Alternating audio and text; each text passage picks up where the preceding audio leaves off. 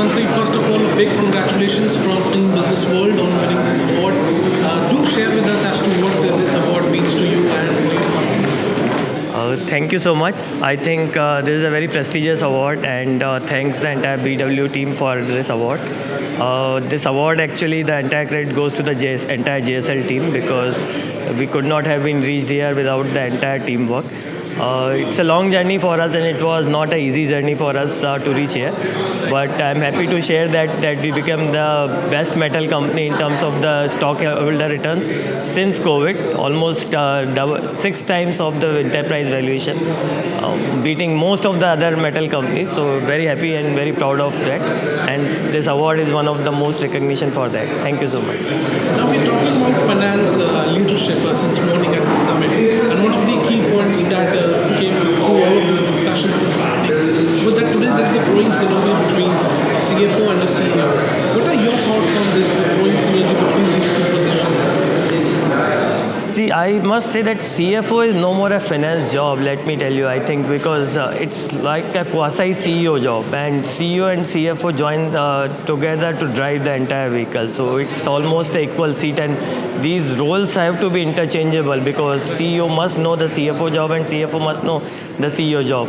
So I must say that the roles are getting convergent with each other, and because it's not really, hardly we do finance now. In fact, it's all about, we keep thinking about the strategies, enterprise value creation, governance, profitable growth. I think these all are actually, ultimately it monitors in number, but it comes from the business. So it's actually quite a convergence. Right. Now, if you look at this year's budget, the government has made a massive allocation of rupees 10 lakh crore towards capital expenditure. For medium-term growth prospects, do you think that this will spur in the private capex cycle? What's the greater demand that you're looking at for the private sector in the market? Short answer is yes. We are very bullish and really happy that this time budget was really good. The entire Gati Shakti program which government has really envisaged, I think that will spur the growth engine, because as we know, most of the economies are struggling in terms of the high inflation. Some are struggling with the war zone. So with that, I think India is the best place where I think government has really put a good capex cycle, which will help us to get to a very good growth as compared to the other economies. And we are best placed into that. And capex cycle will surely kick off. We are seeing in our business also. Right.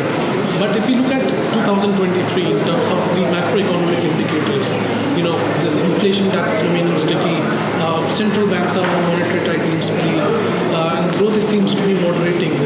How do you plan to navigate the year ahead? What's the outlook that you're looking for your company for this fiscal, in terms of how even metal prices have remained volatile and the equity movement that has happened in terms of metal stocks? How do you see that year ahead?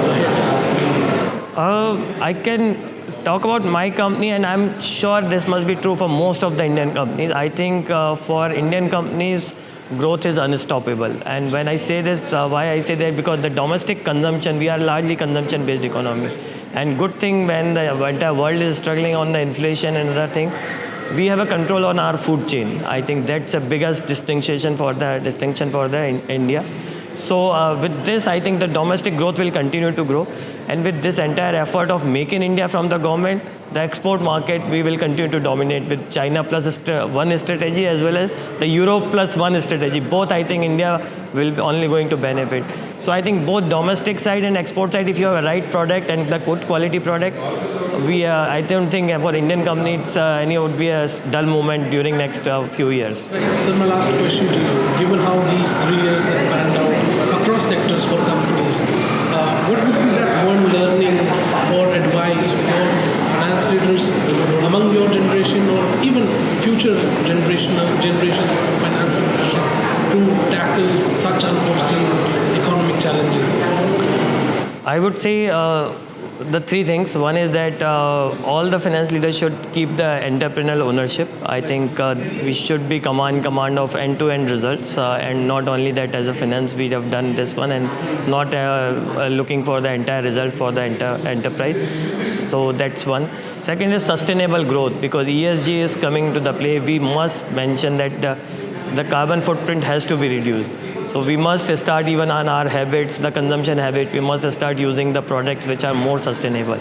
And we are the company who makes the stainless steel, which is one of the most sustainable metal in the world, and it's 100% recyclable. So the circular economy and ESG has to be in focus. And if we bring into that in our lifestyle, I'm sure we'll be doing good for our next generation. Right. Mr. Mantri, thank you so much for your time this evening. And once again, congratulations on winning the award. Thank you so much.